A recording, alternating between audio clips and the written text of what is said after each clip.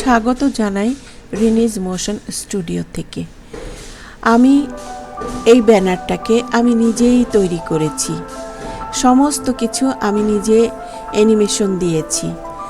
আমি বিভিন্ন জায়গা থেকে আমি এই নিয়ে ফ্রি এলিমেন্টগুলো নিয়ে এসে আমি এই ব্যানারে আমি সেট করেছি।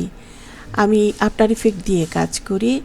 আমি কিভাবে এই ব্যানারটা বানিয়েছি সম্পূর্ণটা তো আর এই অল্প সময়ে বলা সম্ভব না। আমি আপনাদেরকে দেখিয়ে দিচ্ছি যে আমি কিভাবে কাজ করেছি।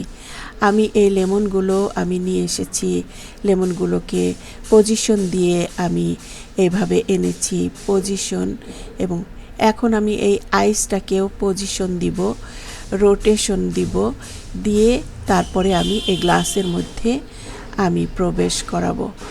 এইভাবে আমি প্রতিদিন আমি আমার আফটার ইফেক্টের কাজগুলো আমি করে থাকি। আমি শিখেছি, আমি ক্রিয়েটিভ আইটি থেকে আমি কোর্স করেছি। আমি সেভাবে আমি প্রতিদিন ব্যানার বানানোর চেষ্টা করি, আমি বানাই এবং আমার ইউটিউব চ্যানেলে আমি সেটা প্রতিদিনই, সেরকম কোনো সমস্যা না থাকলে প্রায় প্রতিদিনই আমি সেটাকে আপলোড করি। আমার ভালো লাগার থেকেই আমি এই কাজটা করি। আমার সময়টা খুব ভালো কাটে। আমি অ্যানিমেশনের কাজ করি, আমি ইসলামিক কন্টেন্ট বানাই, আমি রান্নার একটা চ্যানেল আছে, আমি সেই রান্নার চ্যানেলটাও প্রতিদিন রান্না করি, যা রান্না করি তাই ভিডিও করি, সেটাই আমি আপলোড করি। এইভাবে আমি আমার সময়টাকে আমি ব্যয় করি। নামাজ কালামের ফাঁকে ফাঁকে আমি আমার অ্যানিমেশনের কাজ, আমার কন্টেন্ট বানানোর কাজগুলো আমি করে থাকি। সেইভাবেই আমার সময়টা খুব ভালো কাটে। আমার ফুল ভিডিওতে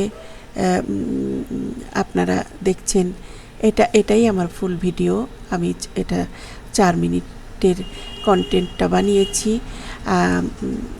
আসলে একটা ব্যানার অ্যানিমেশন বানাতে তো সময় লাগে অনেক, কিন্তু সেটাকে আমি 5 মিনিটে 5 সেকেন্ড 10 সেকেন্ডের উপরে কোনো ব্যানার অ্যানিমেশন আসলে দেওয়া সম্ভব না। ম্যাক্সিমাম 15 সেকেন্ড, কিন্তু 15 সেকেন্ডে একটা ভিডিও, ফুল ভিডিও তৈরি করা সম্ভব হয় না। তাই আমি আপনাদের সাথে গল্প করছি, আর আমি ভিডিওটা কিভাবে বানিয়েছি, আমি নিজেই যে বানাই সেইটা আমি আপনাদের সাথে বলছি। আমি আমার লোগোটাও নিজে বানিয়েছি। আমি সব কিছুই নিজে নিজে বানিয়ে আমি ব্যানার তৈরি করি। আমি এগুলো রেডি করি প্রতিদিন সকালবেলা আপলোড করার জন্যে, এগুলো রেডি করি। এই কাজগুলো আমার ভালো লাগার থেকেই আমি কিন্তু করি। আপনারা আমার ইউটিউব চ্যানেল ঘুরে দেখে আসবেন। আমার অনেক কাজ আমি সেখানে আমি আপলোড করেছি। আমি আমার এই বয়সে আমি এই কাজগুলো করে আমি নিজে সুস্থ থাকার জন্যে আমি আসলে চেষ্টা করি আমার সময়টা যেন ভালোভাবে কাটে।